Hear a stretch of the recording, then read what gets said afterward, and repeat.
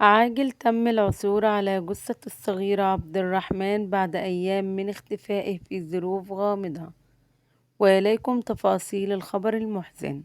عثر مساء اليوم الجمعة على جثة الصغير عبد الرحمن تويلي البالغ من العمر 3 سنوات بعد 4 أيام من اختفائه الغامض من منزل عائلة الواقع بمنطقة الشرفة.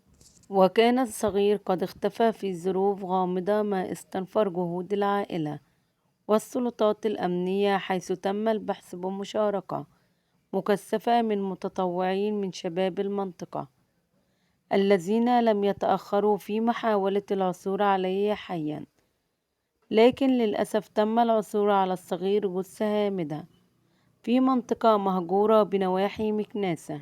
مصالح الأمن تنقلت إلى عين المكان رفقة وكيل الجمهورية لمعاينة الجثة وفتح تحقيق رسمي في ملابسات هذه الجريمة البشعة، التي شكلت حالة من الحزن والصدمة في المنطقة التي وقعت فيها الجريمة.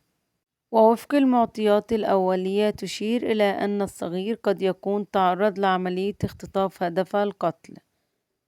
السلطات أكدت أن القضية قيد التحقيق، وسيتم الإعلان عن التفاصيل كاملة